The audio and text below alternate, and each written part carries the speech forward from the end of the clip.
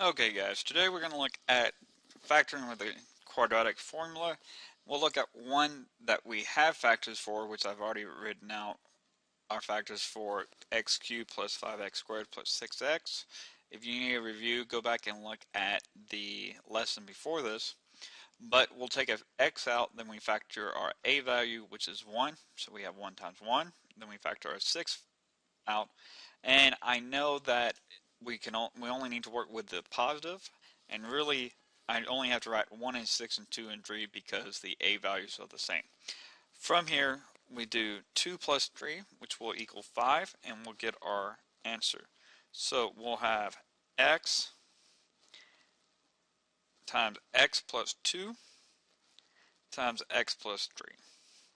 And that will give us our first factor. Now, like I said, if you need help with factoring, go back and look at one of the previous videos where I talked about factoring. Now, in this case, we can factor it, we'll get it worked out. We can also take the quadratic formula, and I will write it in the top right corner. It is negative b plus or minus the square root of b squared minus 4ac all over 2a. And I will write the B, A's, and C's in the appropriate color that I have at the top. So we'll have negative 5 plus or minus the square root of 5 squared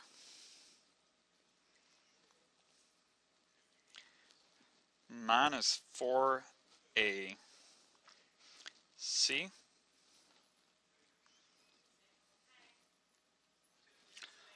all over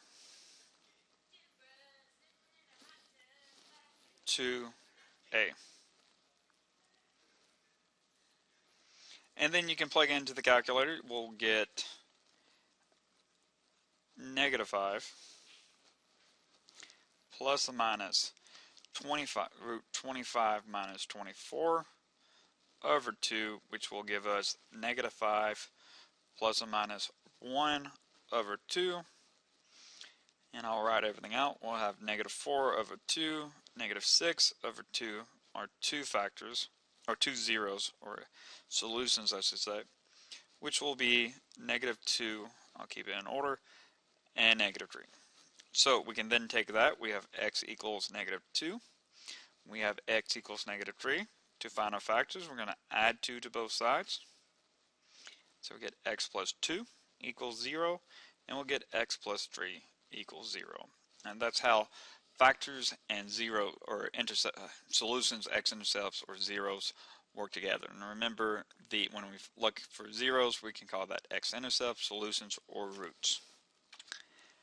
The next problem we'll look at is one that does not have factors. We'll look at x cubed plus 12x squared plus 6x.